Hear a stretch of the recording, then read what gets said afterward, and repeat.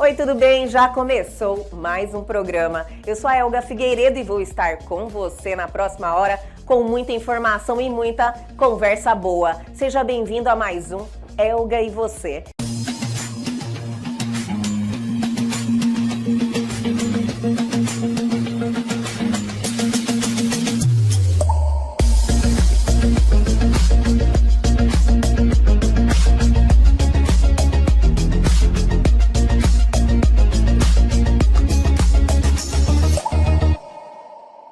Vamos iniciar o nosso programa trazendo esse quadro que nos prepara para o nosso fim de semana com filmes e séries boas. Chegou a hora do Agenda Vem.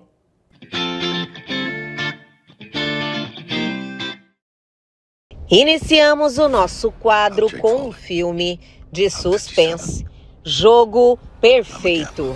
Um bilionário da tecnologia chama seus amigos para jogar uma partida de pôquer. A aposta chega na casa dos milhões e o clima fica ainda mais tenso quando os segredos entre o grupo desencadeiam um jogo perigoso de vingança.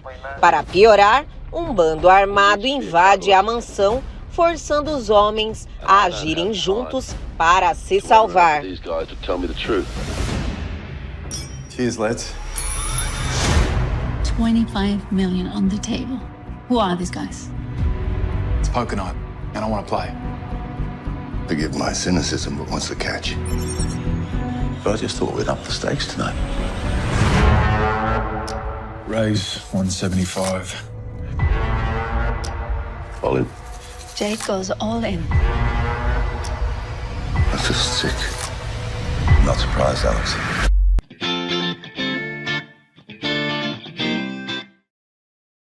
E agora vamos de romance, através da Minha Janela, Além Mar. Ares foi para Estocolmo estudar medicina e Raquel seguiu seu sonho de se tornar escritora. Só que o relacionamento à distância não tem sido fácil para nenhum dos dois. Finalmente chegou o verão e o tão aguardado reencontro. Mas será que a distância será um problema para a relação? Una noche en San Juan no le hará daño a nadie. Pues avísame si cambias de opinión. O de excusa. Adivina quién ha vuelto. No sé, las Spice Girls. Ares Hidalgo. ¿No vas a decirme hola? ¿A dónde vamos? De vacaciones. ¿Qué haces aquí? Ocultar lo que tenemos es ridículo. ¿Te crees que tus hermanos son idiotas?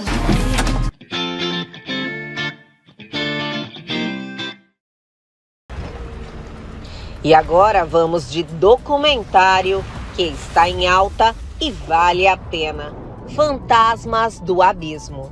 James Cameron investiga os escombros do Titanic por completo, junto a uma equipe de cientistas, cineastas e historiadores.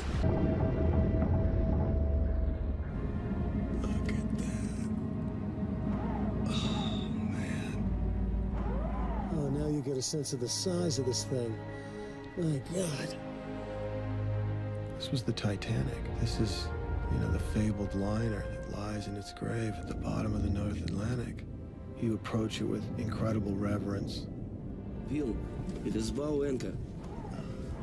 Oh, God. Transport site in good conditions. Man, that is incredible. Look at that. Look at that. It's dug in all the way up to the anchor.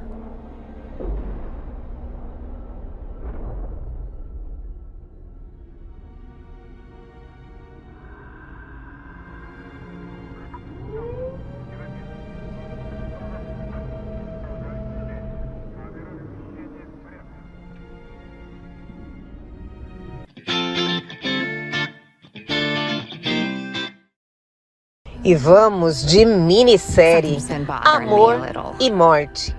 Candy é uma dona de casa pacata que do dia para a noite resolve ter um caso com seu vizinho. Mas a relação logo sai do controle quando a mulher do seu amante é encontrada morta e todas as suspeitas caem sobre Candy. I'm very attracted to you. Oh. Would you be interested in having an affair?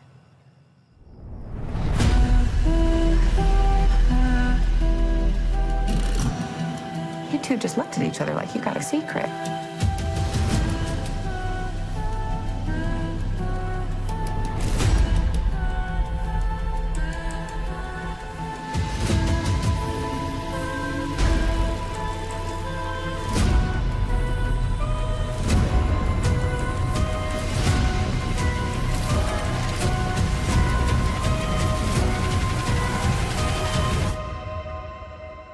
I just don't want anybody to get hurt.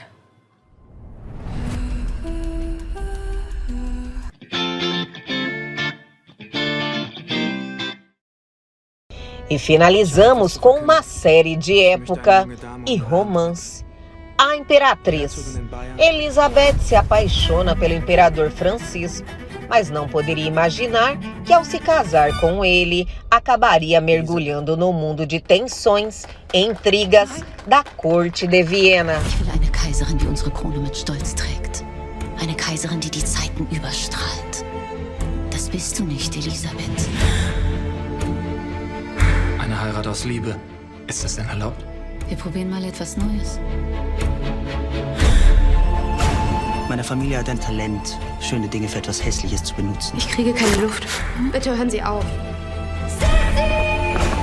Dieses Leben, das sie von mir will, das will ich nicht. Was tut?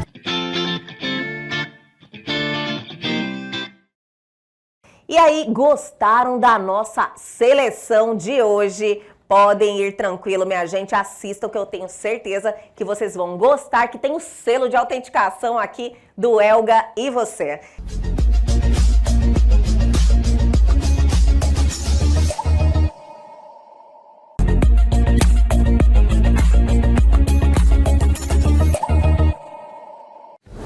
Olá, nós estamos no mês de julho, mês verde, mês de conscientização do câncer de cabeça e pescoço, é o 6º câncer mais acometido no mundo e a dor pode ser um dos principais sintomas desse câncer.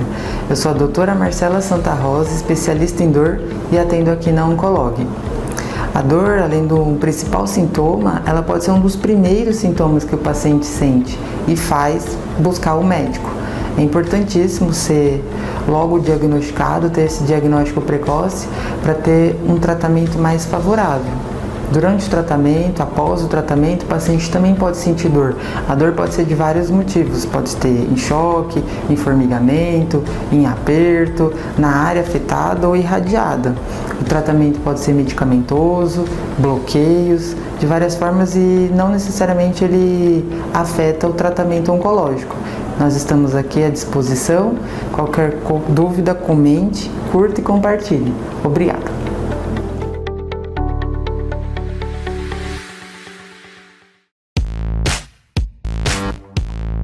O individualismo é diferente da individualidade, tem que entender muito bem isso. Até pelo sufixo ismo, já dá uma tendência de ser doença. Com exceção das religiões, em todas as outras palavras que a gente usa ismo, a gente tem essa tendência de ser algum tipo de doença, egoísmo. Então, o individualismo no casamento, ele não funciona, porque a pessoa só quer algo para ela. Né? Só que é uma coisa para ela. Lembra das características até do manipulador, que a gente falou bastante sobre isso, né? O manipulador, ele quer determinar o poder sobre as outras pessoas e fazer as outras pessoas fazerem o que ele quer em benefício próprio. Já a individualidade, é como você falou, ela é salutar. Se a gente partir do princípio, quando duas pessoas se conhecem, elas têm suas histórias de vida, quando elas vão começar um relacionamento. Elas têm suas histórias de vida, elas têm seus princípios, valores, crenças, né, planos familiares, sociais, espirituais. Elas têm uma história até se conhecerem e formarem um casal. Sim. Né? Então, quando formam um casal, a gente vai pensar assim, deixou o indivíduo, perdeu a sua individualidade, perdeu a sua autonomia de ser quem ele é, ou ela, quem ela é. Né? Tem pessoas que pensam que sim. Sim.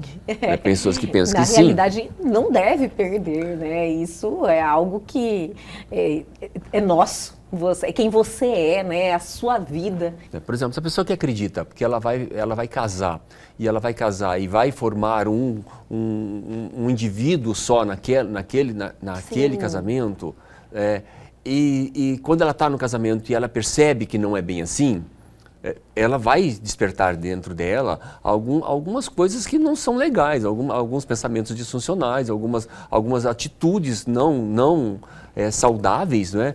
Vai despertar muitos ciúmes, posse, sabe? Alguma coisa nesse sentido. Insegura. Né? E é uma coisa que a pessoa, por isso lembra, são 4 momentos, ela tem que olhar para ela mesma e saber exatamente até onde isso é salutar. Tem coisas que a pessoa tem que começar a olhar para dentro dela, para saber, olha, isso aí essa visão que eu estou tendo de relação, ela não está adequada para o momento atual. O que eu tenho que fazer para eu melhorar, para eu me sentir mais seguro ou segura nas relações?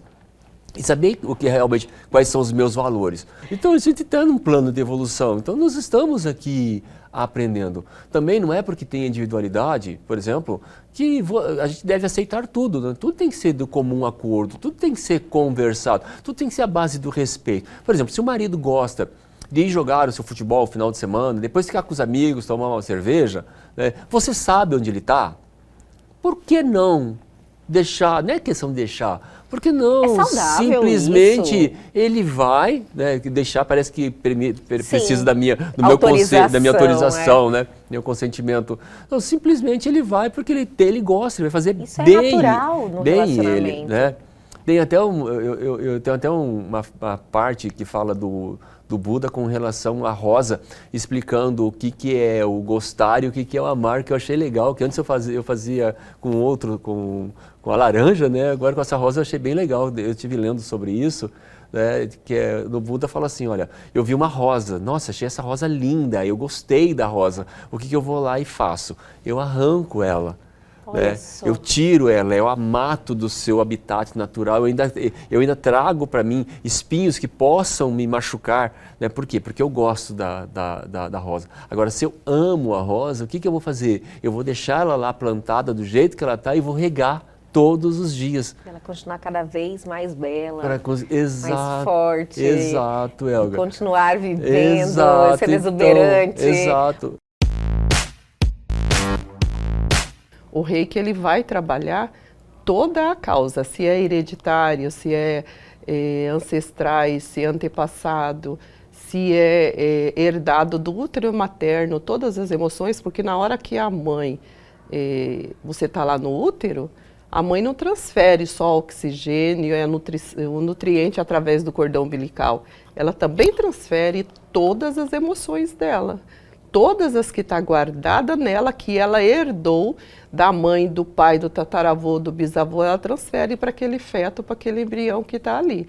E isso vai lá para a mente subconsciente desse ser, que até os 7 anos, tudo o que se ouve, fala, o ambiente onde convive, isso fica registrado e depois define as crenças e os pontos de vista e quem essa pessoa vai ser no futuro.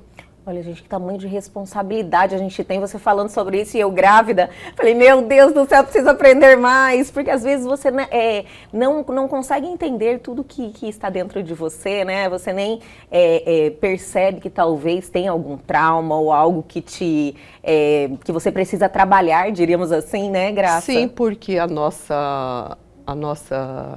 estamos 97% inconsciente. Sim, então, 97%. E 3% é a essência e ela está abafada por isso. E aí é onde o reiki trabalha, porque eu, como terapeuta, e a pessoa que chega ali, o cliente, ele não precisa saber onde está a causa dele. Porque o reiki faz um scan na pessoa, por ser uma energia cósmica universal, faz um escaneamento na pessoa e busca onde está a causa. Então, por exemplo, se a pessoa for lá e fala assim, Ai, estou com depressão, estou querendo suicidar, estou isso, estou aquilo, quero trabalhar isso. O reiki não vai trabalhar só isso nela, porque às vezes é uma situação muito relevante e ela não está percebendo. Então o reiki faz todo um processo de escaneamento inconsciente nela e eu só tenho que comandar a energia, porque todos que fazem curso de reiki passam a ser canal dessa energia. Então aí o reiki é que faz a parte dele e a pessoa tem que se permitir receber. O que te despertou essa vontade de você buscar esse conhecimento na sua vida? Foi algo pessoal ou simplesmente você já tinha o conhecimento que isso seria importante para você? Como é que foi tudo isso? Porque desde 83 eu era funcionária pública, né? E trabalhando meio período. E eu sempre sabia no meu íntimo, por ter vindo... na época eu era, né, católica, frequentadora, tudo, então fazia... Tinha aquela espiritualidade já tinha. Sim. Fazia meditação, oração dos anjos, salmo e tal. E eu, numa dessas aí, descobri que eu ia trabalhar com as mãos, né? Aí eu falei, mas que terapia é essa, né? Com as mãos. E que eu ia ajudar as pessoas também. Olha que aí legal. Eu falei, mas com o quê? Aí eu até fui fazer psicologia na época, eu fiz 2 anos de psicologia. Aí quando foi 2000 que eu ia para o 3º ano, numa meditação veio que eu iria, que não era para mim fazer a minha rematrícula, que eu já ia começar a trabalhar com as mãos. Aí em 97 eu descobri o reiki, né? Eu descobri que era o reiki, numa revista, numa banca de revista, passando lá, bati o olho e falei, é esse negócio aqui. É isso aqui que eu vou trabalhar. Olha que legal! Aí busquei aqui em Cuiabá, na época não tinha, achei uma pessoa só, mas aí estava inviável financeiramente, porque na época era, né, bastante elevado e também era inviável. Aí eu acabei fazendo, depois fui para São Paulo, fiz lá o mestrado em São Paulo, né? E aí em 2000, e fiz o curso, mas não gostei muito, né? Falei assim, a princípio não... Não bateu. Aí veio um cara do Rio de Janeiro dar um curso aqui. De reiki? De reiki. E eu já tinha, em 97, comprado uma loja de presente e tal, para poder trabalhar o outro meio período nessa loja, né? E aí passou a pessoa, entregou lá o panfleto, eu bati o olho e falei, vou fazer esse negócio aqui. E eu já tinha feito o nível 1 e 2 de reiki. E ele ia dar o 3 e um outro reiki chamado Karuna Reiki, né? Aí eu falei, é o nome? Karuna Reiki. Karuna Reiki. Aí eu falei, vou fazer esse daqui. Aí fui lá fazer o curso. Quando eu cheguei lá, eu falei, interessante esse negócio. Era diferente?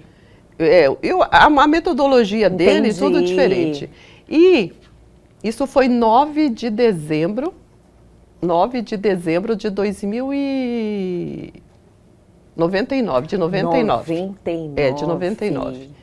9 de dezembro, em janeiro, eu vi certinho o local onde eu tinha que mudar no centro, que eu fiz meditação, pedi para Deus me iluminar, o que eu tinha que fazer e tal. Aí eu vi o lugar certinho onde eu tinha que mudar minha loja para o centro. Aí procurei o lugar, achei, aluguei e comecei a atender em 15 de janeiro de 2000.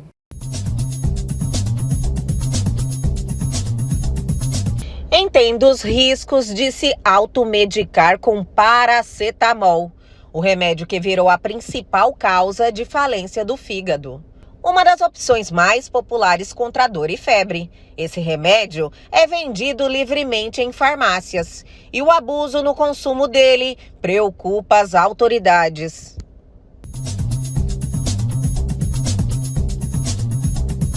O WhatsApp agora permite enviar mensagens de vídeo. Veja como usar. Função possibilita gravar e compartilhar vídeos instantaneamente dentro de uma conversa. Recurso é igual ao do Telegram.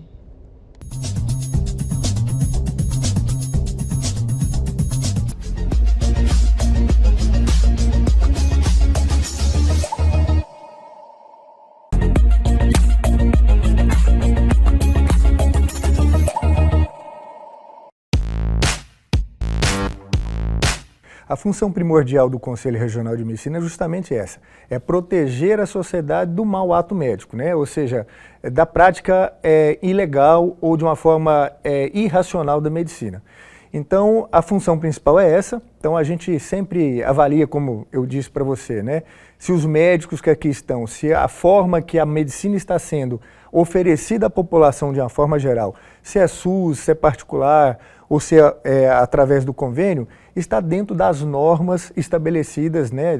As normas éticas estabelecidas pelo Conselho Federal e pelo Conselho Regional de Medicina. Sim. Então, o médico, quando ele presta algum tipo de assistência, ou consulta, ou cirurgia, ou um procedimento, né, estético, ele tem que estar devidamente habilitado para praticar esse tipo de ato, ele tem que dar a devida atenção e a devida assistência que foi contratado ou que foi compactado entre ele e o paciente, e se esse resultado foi satisfatório, e se não foi satisfatório, se houve dolo ou se não houve dolo por parte do profissional que aplicou esse tipo de procedimento. Sim. Então, a função principal do CRM é justamente avaliar se o ato médico está sendo aplicado da forma que tem que ser aplicado. Entendi. Se o médico agiu não foi imperito, não foi imprudente, não foi negligente quando ele praticou o ato médico. Olha, existe um código de ética, né, doutor? Existe um código de ética, nós seguimos esse código de ética. Esse código de ética, ele normatiza tanto a relação entre médico-paciente, normativa a relação entre médico e instituição, normativa a relação entre gestor e médico. Então, às vezes eu sou um diretor técnico ou um diretor clínico no hospital, estou cerceando algum colega da prática médica, então o CRM, ele avalia tudo isso. E hoje a gente não pode esquecer que o CRM ele não é só punitivo, ele também serve como um intermediário entre o ato médico e a sociedade. Sim. Hoje a gente tem muita escola médica, hoje o Brasil ele só perde para a Índia. Abrindo muitas faculdades de medicina, entendido. Não é a função do CRM fiscalizar a qualidade do ensino, isso cabe ao MEC, né? Mas assim, nós podemos sim denunciar os cursos se não estão de acordo com as normativas. Então hoje se abre muito, como eu falei, a gente só perde para a Índia hoje o número de escolas médicas, e a Índia tem 1 bilhão de habitantes, nós temos aqui 220 milhões. Então, assim, o Brasil hoje é um celeiro de formação médica.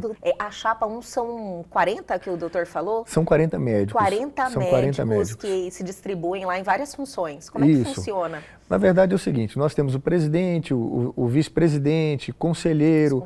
Então, assim, você tem cargos que têm uma responsabilidade maior e você tem cargos que têm uma responsabilidade. Não é que todos têm a mesma responsabilidade. Eu costumo dizer que na nossa chapa ainda não tem quem é presidente, quem é vice, não existe isso, né?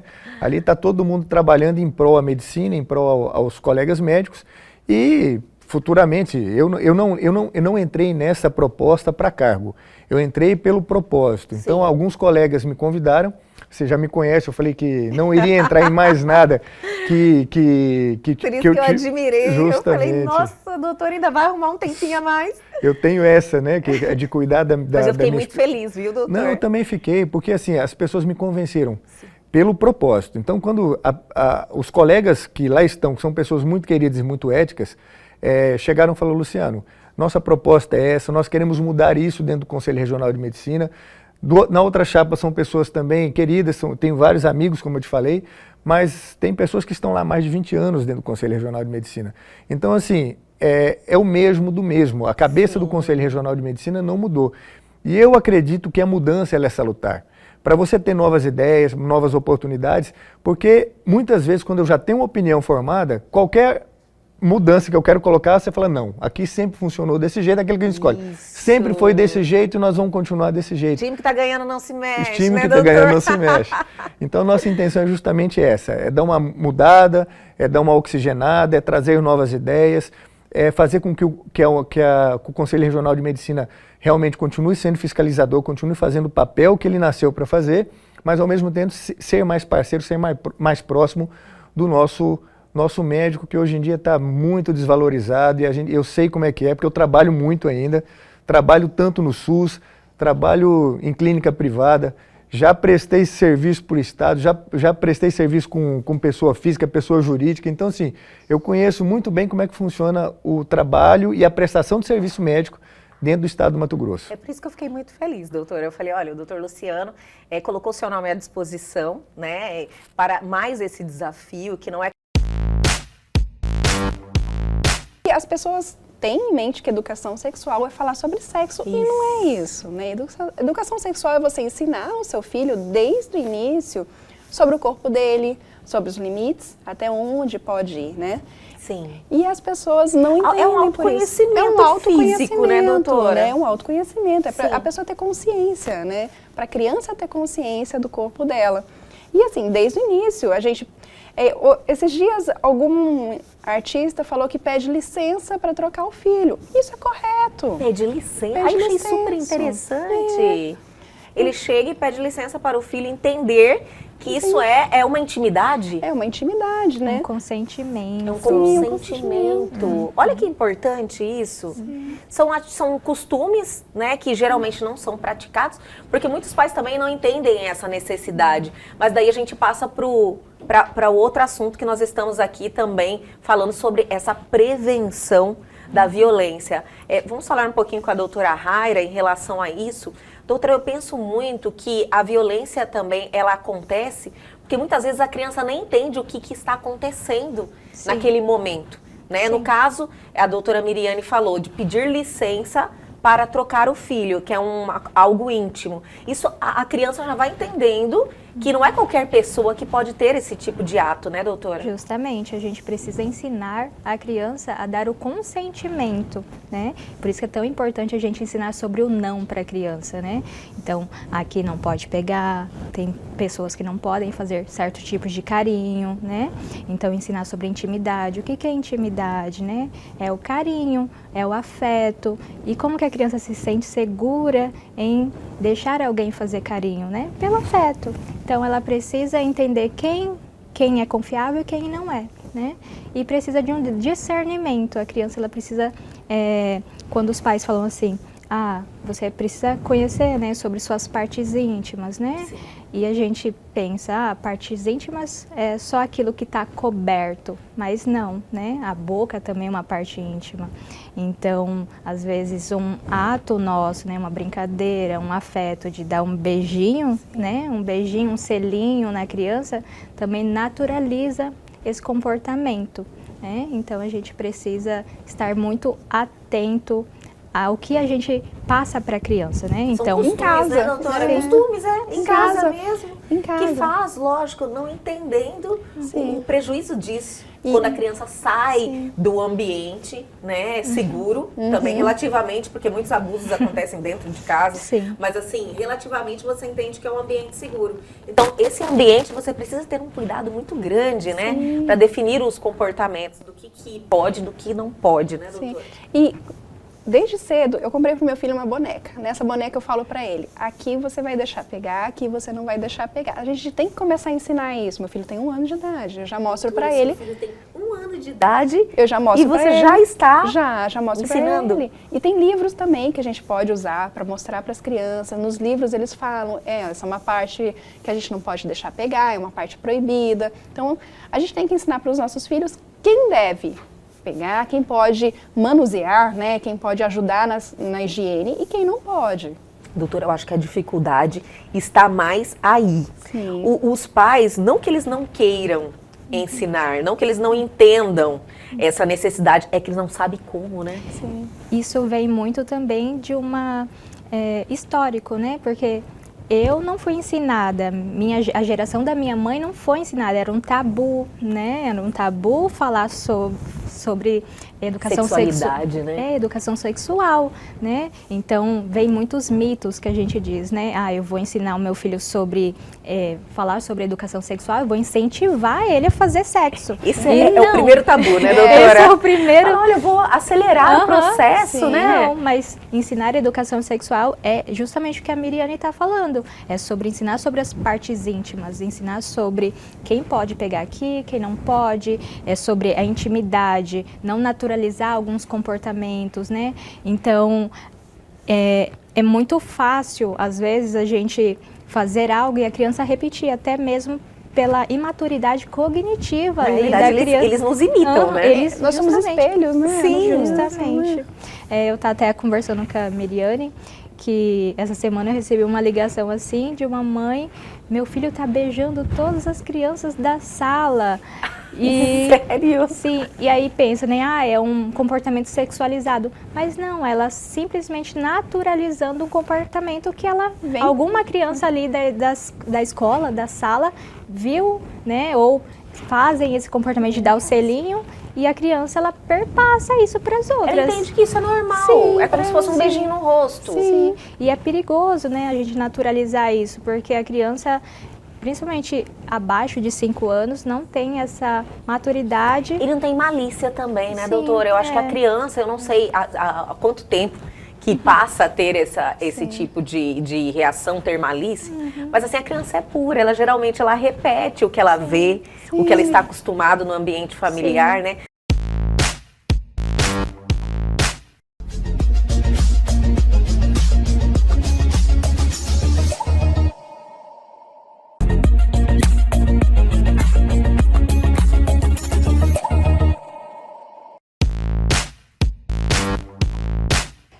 Então, essa transformação, muitas das vezes acontece, tem que ser feita de dentro para fora. Mas tem casos que a gente tem que trabalhar de fora para dentro. Tipo, cada caso é um caso? Exato. Tem pessoas que estão abertas, né? Estão abertas a trabalhar o interior para depois trabalhar o externo. Mas tem pessoas que ela está ainda fechada, mas ela precisa de um objetivo de imagem. Então, primeiro a gente muda a imagem dela para ela sentir, o cérebro começa a sentir, né, tudo aquilo que ela está vestindo, e ela passa a sentir melhor. Olha só, é uma questão, né, de você se adaptar à pessoa, né? Isso, aquele momento da pessoa. Cada pessoa, acho que ela transforma de uma maneira diferente. Exatamente. No meu caso, foi de dentro para fora? Foi de dentro para fora. Você já estava mais aberta, né? Já estava mais aberta, inclusive. Então, com você, nós fizemos a primeira fase, que é a do coach.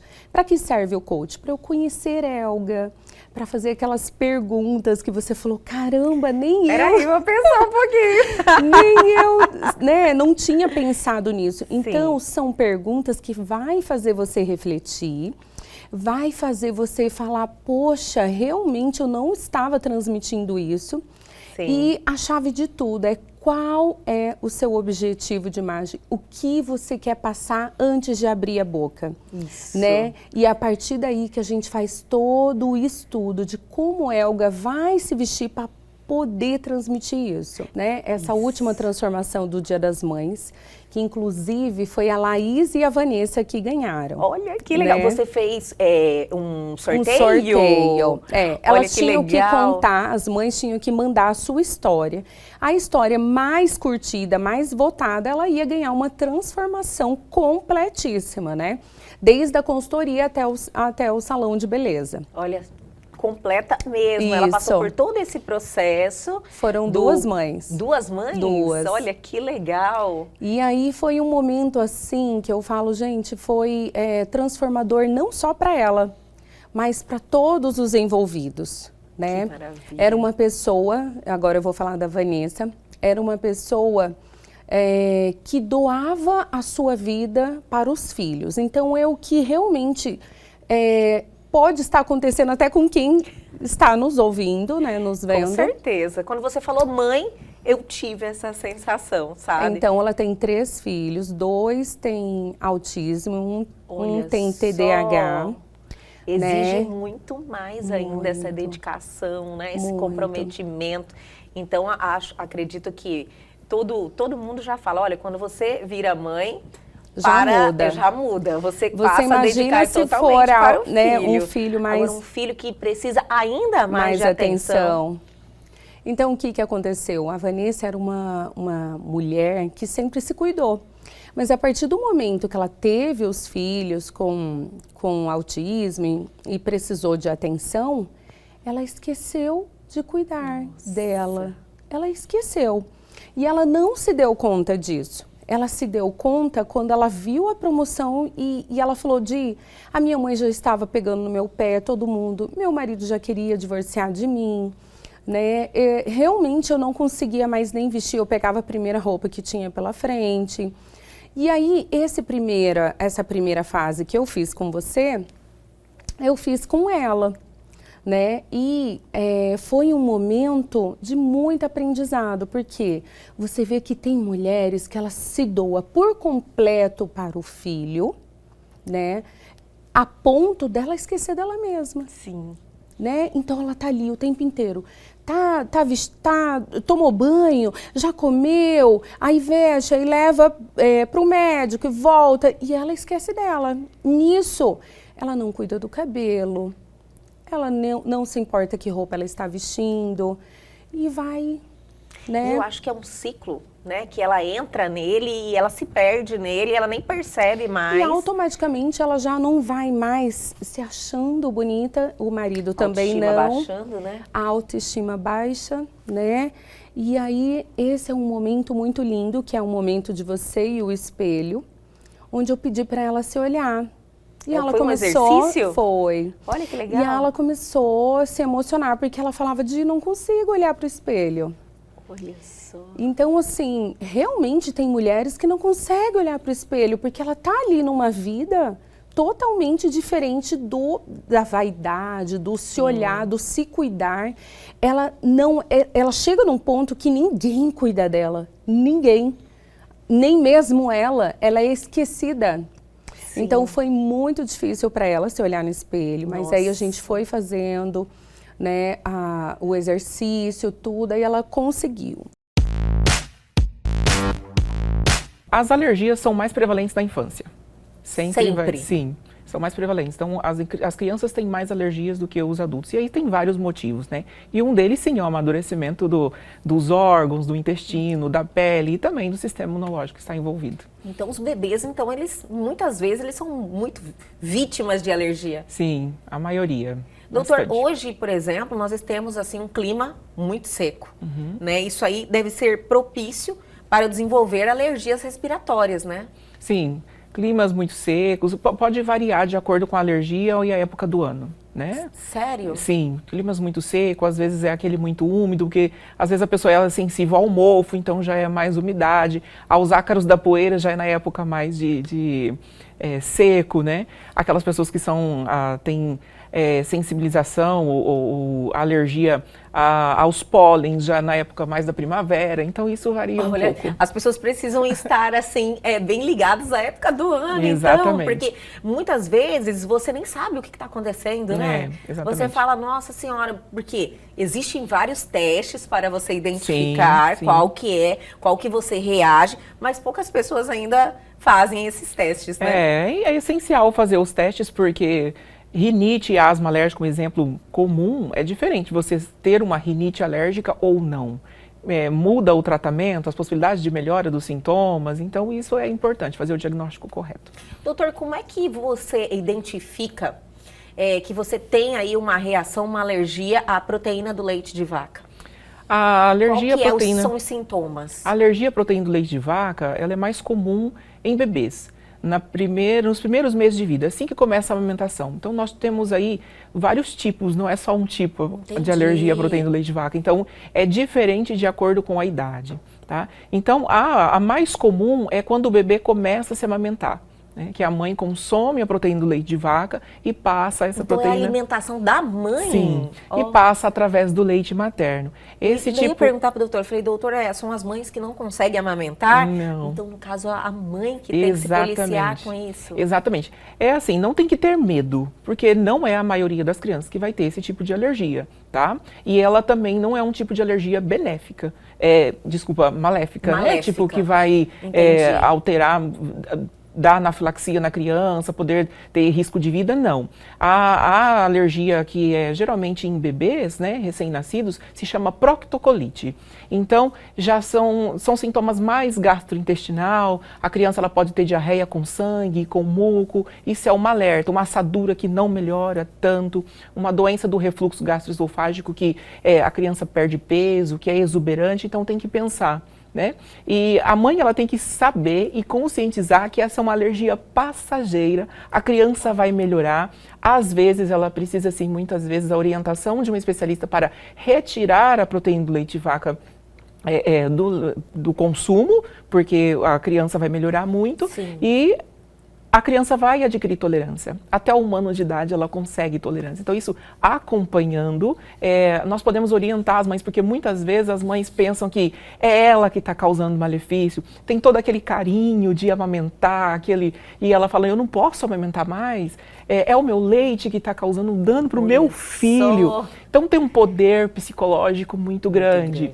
E tem que acompanhar, porque muitas vezes não é isso, e não é maléfico, entendeu? Entendi. A gente pode controlar isso daí, isso é passageiro, porque os sintomas, Helga, quando você tira a proteína do leite de vaca da mãe, pode persistir por algumas semanas do bebê. Até aquele Exatamente. Parar de reagir no organismo, exatamente. Né? E ela fica aflita. Ela fica aflita porque não melhora, porque não melhora. Só que você olha para a criança que tem esse tipo de alergia e é uma criança sorridente, uma criança saudável, ela não tem uma doença, entendeu? É diferente de outro tipo de alergia à proteína do leite de vaca, que é a alergia à proteína do leite de vaca IgE mediada, que é imediata, tá? O leite de vaca tem várias proteínas, tem 3 mais famosas, uma das mais famosas é a caseína, que todo mundo já ouviu falar.